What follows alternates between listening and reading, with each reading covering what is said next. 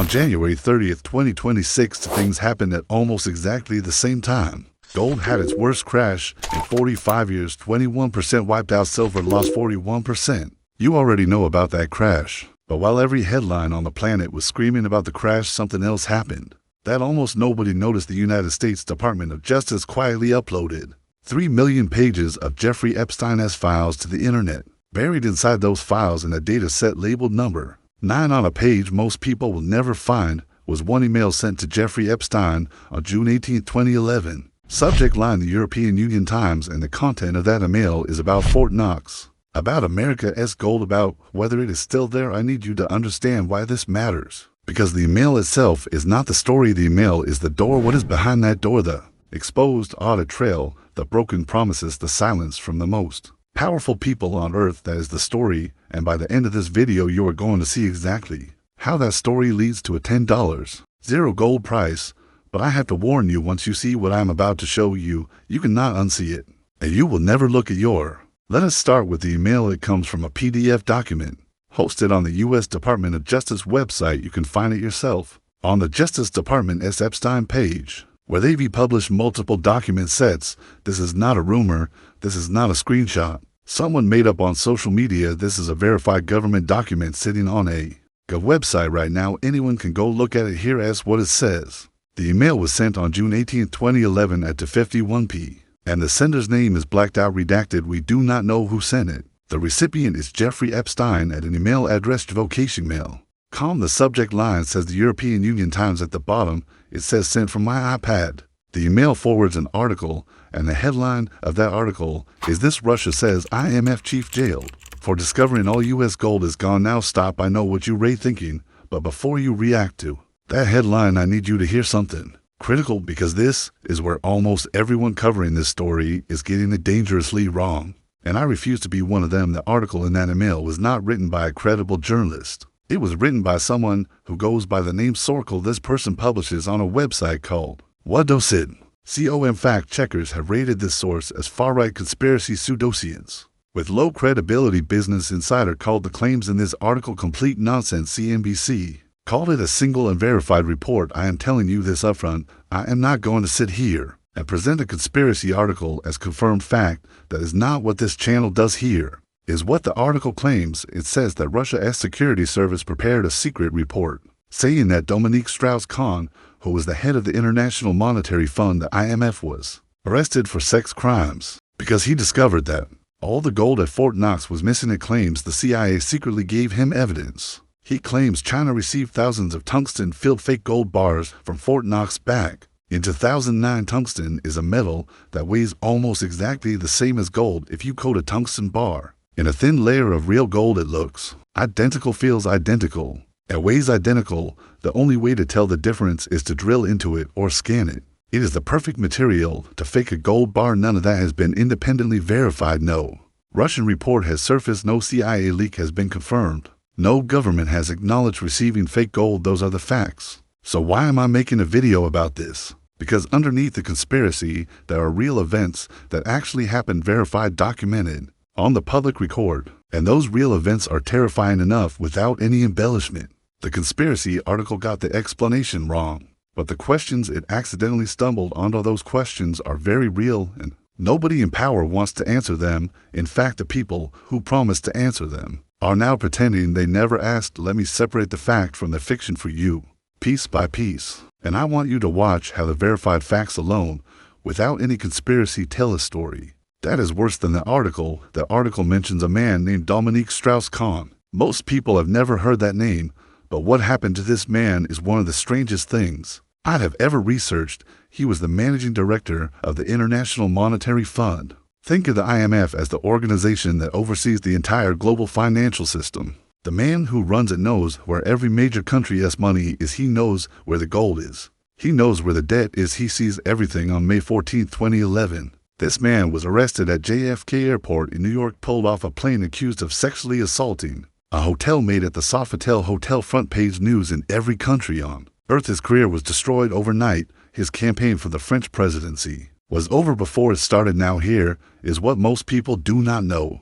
And this is where it starts to get uncomfortable. The criminal charges against Strauss-Kahn Word dropped completely in August 2011. The accuser's credibility collapsed during the investigation. Strauss canceled a civil suit. The next year, in 2015, a French court acquitted him of separate charges. So the most powerful financial official on the planet was publicly destroyed, removed from his position. And then the case fell apart just like that. Vladimir Putin publicly questioned whether the arrest was a setup. 57% of French citizens suspected a conspiracy immediately after the arrest. A journalist named Edward J. Epstein, no relation to Jeffrey Epstein, investigated the case in detail and wrote that the circumstances suggested a possible political setup. And here is a detail that almost nobody talks about. 3 days after Strauss-Kahn was arrested, another powerful man was charged with the exact same crime. An Egyptian banker named Mahmoud Abdul Salam Omar, 74 years old, was accused of sexually assaulting a maid at a different New York hotel. Same city, same type of crime, same week. To powerful men connected to international finance, both accused by hotel workers within days of each other. Both cases eventually fell apart. Coincidence? Maybe. But when the head of the IMF and a senior international banker both get taken down in the same week, in the same city with the same type of accusation, and both cases collapse, you do not need a conspiracy theory to find that unusual. Did Strauss-Kahn discover something about Fort Knox? There is no confirmed evidence of that, but was one of the most powerful financial officials on earth removed from power under circumstances that were later legally discredited. That is a documented fact, and that fact alone should make you pay very close attention to what I am about to show you next. Fort Knox. Here is what we know for certain. The United States Bullion Depository at Fort Knox, Kentucky, was built in 1937. The vault door weighs over 20 tons. It is blast-proof. No single person alive has the full combination to open it. Multiple people must enter separate parts of the code. At the same time, inside that vault sit 147.3 million troy ounces of gold for 580 metric tons, stacked inside 13 sealed compartments. At today's prices, that gold is worth over $800 billion. It is the largest single stash of gold anywhere on Earth. At least it is supposed to be. Fort Knox does not offer tours. Its website says visitors are not allowed. Senator Mike Lee has said he has been repeatedly denied entry,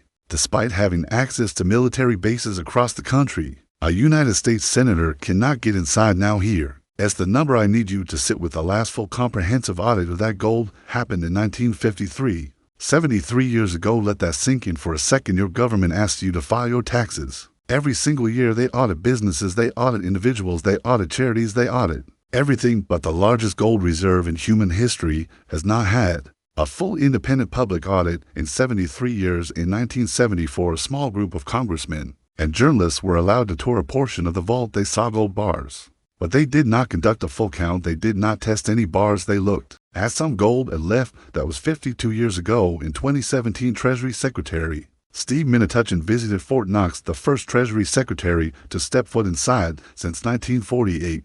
He came out, pulled out his phone, and tweeted, "Glad gold is safe!" That was it. That was the verification, the tweet. And I have to be honest, when I read that for the first time during my research, I laughed. $800 billion in gold. And the proof that it exists is a tweet with an exclamation mark. Now the government says they do annual audits, but here is what those audits actually are. The Office of Inspector General checks some paperwork. They look at seals on vault doors. They do not drill any gold bars to check if they are solid gold or tungsten filled. They do not weigh every bar. They do not bring in independent auditors. And the results are not made public. You are simply told the gold is there. Trust us. Now here is where this story goes from interesting to unbelievable, and everything I am about to tell you is on the public record, on camera, in official statements from the President of the United States and the richest man on earth. In February 2025, Elon Musk posted on X, who is confirming that gold was not stolen from Fort Knox. Maybe it is there, maybe it is not. He said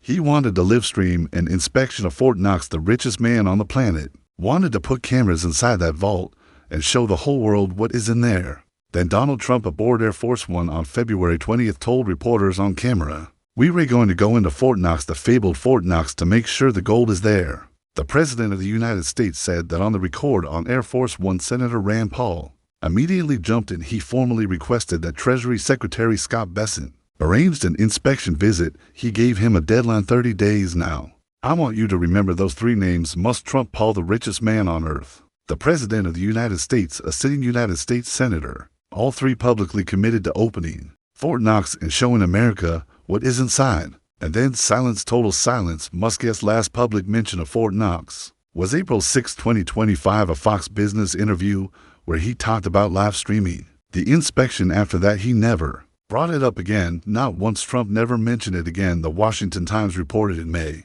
That Trump had developed a new perspective, whatever that means. I have thought about this a lot. This is a man who does not go quiet on things. He talks about everything. He doubles down on everything. The one thing he went completely silent on is Fort Knox. That pattern alone, in my opinion, is more significant than any email. Rand Paul's 30-day deadline came. It went 60 days, past 90 days, 100 days. The Treasury never responded, not a single word. A sitting United States senator asked the Treasury Secretary to arrange a visit to verify America's gold reserves, and the Treasury simply ignored him for over 100 days. Retired Treasury Inspector General named Eric Thorson, one of the few people alive who has personally been inside the vault, told reporters something remarkable. If Trump really believed that the gold was gone, he would be down there in a second. He knows damn well it is there. So he would look stupid coming out and saying, yeah, I guess I was wrong. It is all there. So the best way to do this is to just drop it. That is one explanation. The gold is there. Everybody knows it, and proving it would just be embarrassing. But there is another explanation, and it is the one that keeps gold investors up at night. What if they went silent, not because they know the gold is there, but because they found out some of it is not? What if someone walked into that conversation and said, Mr. President, you do not want to open that door. I have no proof that happened. Nobody does, but that possibility is exactly why this pattern of silence from the highest levels of power suggests we are entering a period of extreme information asymmetry, a credit deep water zone, if you will. We might never be able to push open those 20-ton vault doors ourselves, but we can certainly track the trajectory of global capital to decode the logic behind this silence. To help you navigate these connections more systematically, I've compiled a research framework titled the 2026 Sovereign Debt Combat Map.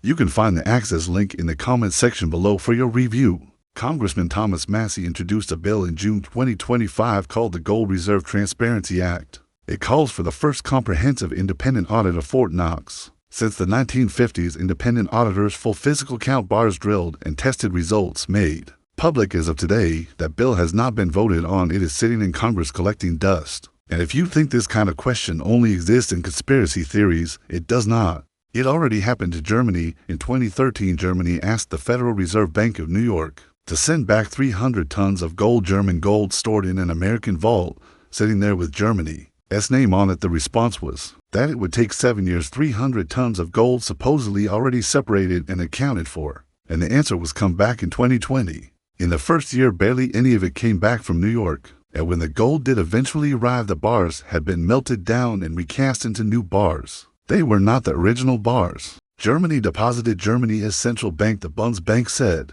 it was to meet current standards. Critics said it raised an obvious question. If the original bars were sitting right there, why would you melt them down and make new ones? Germany got their gold back by 2017, but the fact that it took 4 years to return something that should have been loaded onto a plane in a week has never been satisfactorily explained. And I want to tell you what I think about this. The Germany story is not a conspiracy theory. It is a documented event between two allied nations, and if the Federal Reserve could not immediately return gold that belonged to Germany, that raises a very simple question. Was it actually sitting there waiting to be returned, or did someone have to go find it first? Now, I want you to hold all of this in your mind. At the same time the email exists, the article it references is from a conspiracy source. And I have told you that clearly, but 73 years without a full audit is real. 3 of the most powerful people on earth going silent is real. A senator ignored for 100 days is real. Germany waiting for years for their own gold is real. And a bill to force an audit collecting dust in Congress is real.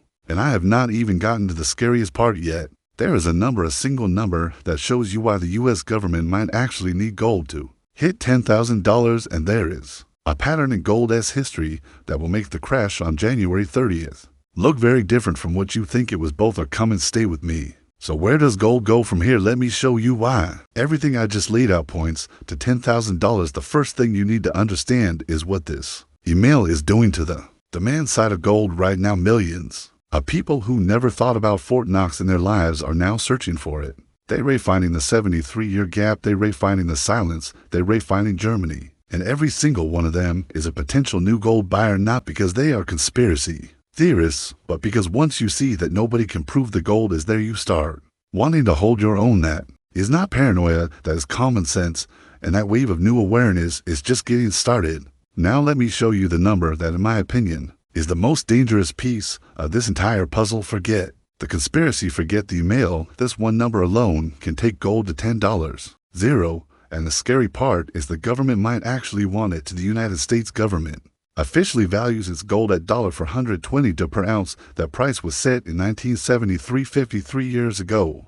Gold today trades above $5,000. The official book value of all the gold at Fort Knox is $6.20 billion. The actual market value is over $800 billion. Think about how insane that is. The government is carrying $800 billion worth of gold on its books at $6.2 billion.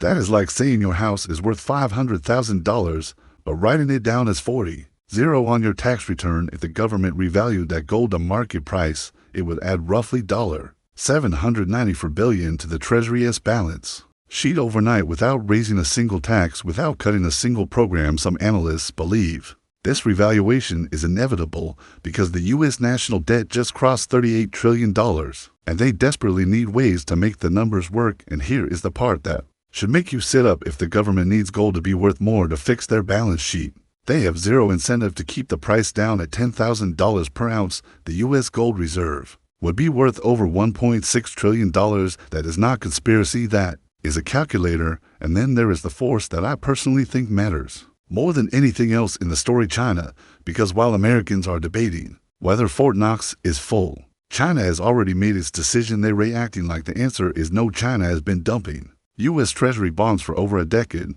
$634 billion pulled out at the same time. They bought gold for 14 straight months, not 1 month skipped. They built their own payment system called SIPs, now live in 124 countries, with nearly 5,000 banks connected. They restricted silver exports on January 1st, controlling 60 to 70% of global supply. Now add the Fort Knox question to that picture. If there is even a 1% chance that some of America's gold is compromised, what does that do to every country holding U.S. dollars? It makes them do exactly what China is already doing: move out of paper, move into physical trust. Nothing you cannot hold in your own vaults. China's gold reserves are only 8.5% of their total reserves. America's are 66%. If China wants to reach even half of America's level, they need thousands of more tons at any price. And they are buying every single month without stopping. And here is a detail that connects directly to the Epstein email, the conspiracy article. ALLEGED: China received fake gold bars from Fort Knox in 2009. The specific claim is unverified, but what is verified is that starting in 2023, China began the most aggressive physical gold buying program in its history. If you got burned by fake gold, would you not spend the next decade buying verified physical gold as fast as possible? I am not saying that is what happened. I'm saying the behavior fits. And in my opinion, what China is doing with gold right now is the single biggest signal in the entire precious metals market, bigger than the email, bigger than the silent countries. Do not lie, their money moves tell you the truth. And by the way, China is not the only one who sees where this is going, because what the biggest banks on Wall Street did in response to the crash is the part that personally convinced me gold is going much higher. Let me show you. After the worst single-day gold crash in 45 years, you would expect at least one major bank to say gold is done, that it peaked, that the bubble finally popped. Not a single one did not. One JP Morgan did not just maintain their target, they raised it to $6.300 after the crash, not before. After their analysts watched gold lose 21% in a single day, and their response was to tell their clients to buy more. Yardini research is calling for 10,000 by 2030. These are not Reddit posts, these are institutions that move billions of dollars. They have the best data, the biggest research teams, the most information on the planet. And every single one of them looked at the worst crash of our lifetimes and said gold is going higher. Ask yourself what they know that you do not. Now put all of this together. Millions of new people discovering the Fort Knox question, a revaluation that the government might actually need China buying thousands of tons with no intention of stopping, and every major bank on earth saying the price is going up. These are not separate stories, they are one story, and the Epstein email did not create any of them. They were all in motion before anyone found that email. The email just put a spotlight on the one question that ties everything together. If the gold is there, prove it. Open the vault, show the world end every conspiracy in one afternoon. One live stream, one camera walk and count the bars drill, a few publish the results. They will not do it, and every single day they refuse gold goes higher. Now I owe you honesty, because I think you deserve it. The Epstein email does not prove Fort Knox is empty. The article he references is from a discredited source. I have told you that clearly. I am not sitting here telling you America's gold is gone. I have no evidence of that, and neither does anyone who is being honest with you. What I am telling you is that the questions are real and the silence is real. And the gold market's response to all of it is very real. The email is not the evidence. The email is the match. The fill was already there, decades of it stacked up in unpassed audit bills and ignored Senate requests and broken presidential promises in a financial system that books its gold at $40 in a $5 world. I believe gold is going significantly higher from here, not because of one email in Jeffrey Epstein's inbox, but because of everything that email accidentally exposed. The 73-year gap, the three men who promised to open the vault and went silent, the country that waited for years to get its own gold back, the math that demands revaluation, the central banks that will not stop buying, and the one question that the most powerful government on earth refuses to answer. Here is the thing that stays with me after weeks of research on this. It would be so easy to kill this story. One audit, one day, bring in cameras, bring in independent auditors. Count the bars, drill 10 of them, show the test results, publish a full report. It would cost less than what the government spends in 30 seconds, and it would end every conspiracy theory about Fort Knox. Permanently, I keep coming back to that. If the answer is good, why would you not want to give it the fact that they refuse the fact that three of the most powerful people on earth promised to do it and then went silent? That tells you something. I do not know exactly what it tells you, but it tells you something. If the gold is there, open the door, they will not. And that more than any email is why gold is going to $10. Zero Treasury dump the gold buying the SIP system. The silver controls it. Gold has done that only the other times in its entire history, and both times what happened next was the biggest bull run of that generation. When you see the pattern, you will understand why I believe this crash was not the end, it was the beginning. From the decade-long absence of physical audits to the aggressive gold accumulation by global superpowers is the quiet preparation for a world where sovereign debt must eventually be reconciled with tangible value, when $38 trillion in debt meets a gold reserve still booked at 1970s prices. The resulting math isn't a theory, it's an inevitability. To help visualize how these forces interact across different jurisdictions and asset classes, I have developed the 2026 Sovereign Debt Combat Map. You can find the access link in the comment section below for your review.